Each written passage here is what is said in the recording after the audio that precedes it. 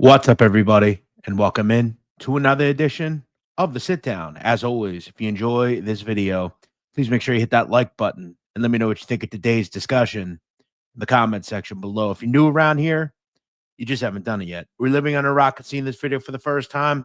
I don't know what you're waiting for. Hit that subscribe button below now so you never miss another sit down video. Today, ladies and gentlemen, we're going to get into another organized crime topic. And over the last decade or so, Gene Borrello has been the poster boy of why you should not do deals with former criminals. We've also heard that a lot of these people reoffend, and this is the reason we need to stop doing this. Borrello, time and time again, has been his own worst enemy. And recently, if we see here, this is a mugshot of about a week ago where Gene was arrested in Miami on stalking, DV, and strong arm robbery charges. We've asked the question many times here on this channel, and it's become repetitive in the interviews, in the talks, and even banning of Gene from this show. The question remains, when will Gene ever learn? Let's delve into the long timeline of constant reoffending by Gene Borrello. You have to ask yourself, when will the federal government pull the plug on this guy and put him in prison for a period of time? Now, as many people know, Gene Borrello grew up in Howard Beach, Ozone Park, Queens. We know that he was a mob associate under Vinny Asaro, Ronnie G. Alonzo. Well, in 2016, Gene, as we also know, agreed to become a government witness and testify against various members and associates of the Bonanno Crime Family, including Vinny Asaro and Ronnie G. In all, according to Brooklyn federal prosecutors, Gene would put away around 21 mobsters. And when pleading guilty in 2016, he was given time served. He spent a few years in prison and was given 3 years of supervised release. All in all, he spent about 5 years in prison for various crimes that if he had not cooperated, he'd have gotten a long football number prison sentence. And what I'm going to do in this video is I'm going to go through several things that Gene has done as far as reoffending, going back to prison, and we're going to culminate in showing you the very sad, disturbing video that I was able to attain involving this recent incident and why these DV, stalking, and strong arm robbery charges have come up. Now, I have weighed the options of interviewing both Gene and the girl involved. Some of the things make me say to myself, do I want to do that? Because one thing I've found about Gene, and I think most people, when they commit a crime, they have some sort of, solace. They have some sort of guilt, but Gene seemingly in every situation never has that. He is never the person. He's always the victim. He doesn't do anything wrong. Now, I've thought about interviewing them both. Let me know what you think in the comments below. I made it clear months ago that Gene would never appear on the show again after some of his behavior when he was intoxicated on a live stream involving me. We haven't had him on. Gene is a guy who, is who he is. That said, I try to present a united front, let him tell the side of his story. She wants to tell her side of the story. We'll see. But let's talk about all these things. As I said, when Gene originally cooperated and was released, he publicly, according to him, denounced organized crime. He became kind of a podcaster, social media guy with John A-Light. They had the show, the Johnny and Gene show. Now, one of those things that they would do on that show would actually come back to haunt Gene, which I'll get to. That said, Gene would also delve into the world of becoming an author. He would write a book detailing his life, and this would make Gene reoffend.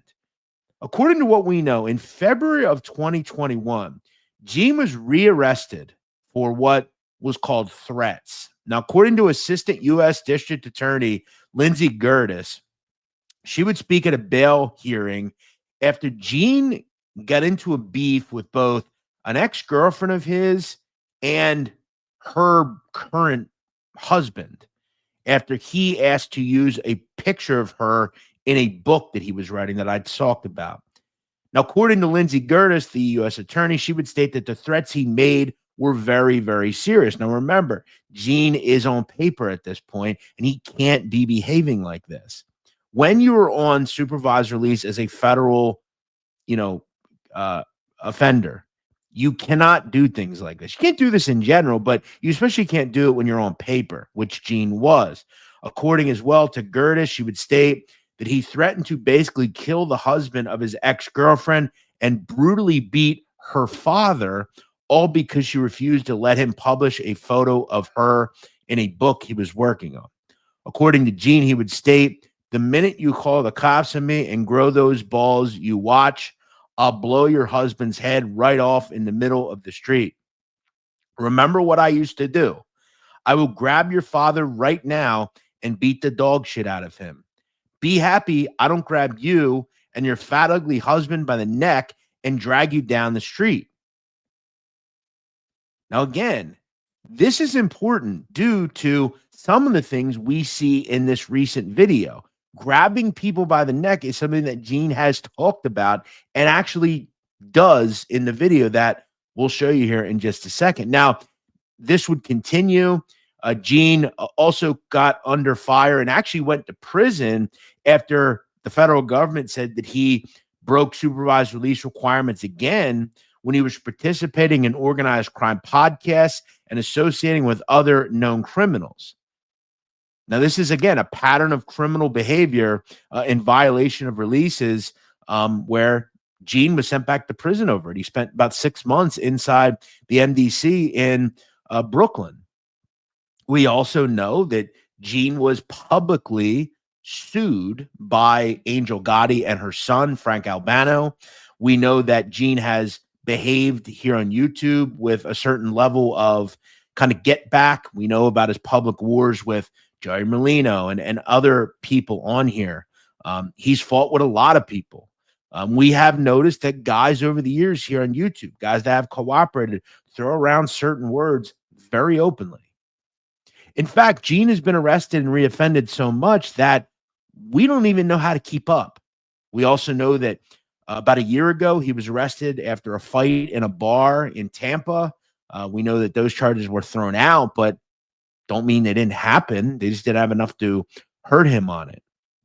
This is 3-4 different incidents over the last 10 years. And the question remains when you do deals with people like this, how long do you put up with it? At some point, you have to say to yourself, yes, we gave this person a new lease on life. This person is not behaving in a way that makes this government proud. You know, there are a lot of guys that cooperate. They go out and they live functional lives. They have good careers. They're functional members of society. This is a person who, from what we see, has not done that. Now, I want to get to the video. And as we have talked about here on the channel, Gene was arrested about 2 weeks ago on felony strong arm robbery, stalking, and DV charges out of Miami-Dade County. This is his corrections photo. Now, I was able to gain the video. I gained the video about a week ago, and we are going to watch it now. Okay, we're going to watch it. No stoppages. We're going to watch it and then comment on it. I must make this clear. This is not safe for work. You hear a girl screaming in it. It's not hard. It's hard to hear, actually. And there are certain things in this that if you have a daughter, a wife, anybody important, this is never acceptable. But this really makes you sad, quite honestly, because I have a sister. We all have female family members, and you never want to see something like this happen to anyone. Now, from what we can gauge, let's watch this video. And then actually, before we watch it, essentially what we're seeing is a Ring camera inside, I believe, her kitchen.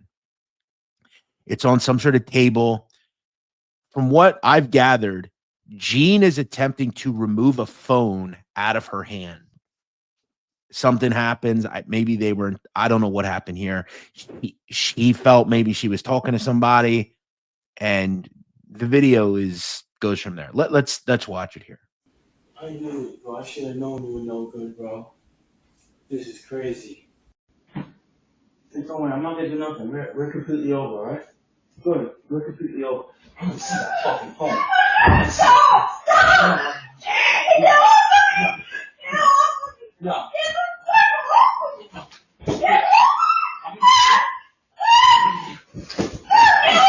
I want to see what. No.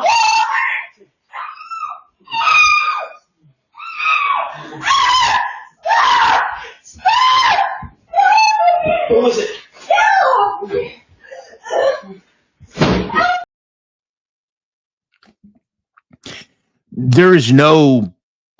There's really no explanation to that. I don't care if a woman tells you to fuck off, get the fuck away from me. I'm not getting this phone. You're not getting this phone out of my hand. There is never a situation where that is okay. Ever. I don't care what the explanation is. There is no explanation for that at all. You can clearly see when you are, wrestling with somebody like that, you're placing your hands certain place, they're going to go to someone's neck. You're pulling someone. He's clearly pulling her. Like that is never acceptable. And the sad part is I posted this on Instagram and there were actually people defending this behavior. It's not defendable at all. And those, again, I think charges we need to hear more about as far as what happened after this. I mean, the strong arm robbery is pretty clear. I mean, he's attempting to pull something out of someone's hands that's not his without using a weapon. That's what strong arm robbery is. Obviously, there's clear DV there as far as domestic violence. Now, stalking, I don't know how that will work here. Obviously, they were clearly in a room together. Stalking, I'm not a lawyer. That's it. This is behavior from a person who time and time again has done this.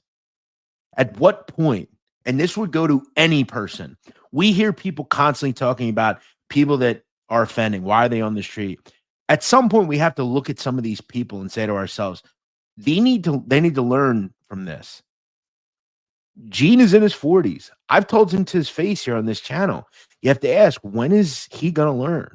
When is he going to say, enough is enough? I'm going to be a functional member of society. To be honest, I think all of us are quite tired of it at this point. You can't even keep up with it. It happens so much. I don't like to include my personal opinion a lot of the time on my channel and my views, but it's getting a little ridiculous at this point. And watching that video made me sad because I think about my own family members. I think about girls that I know, and how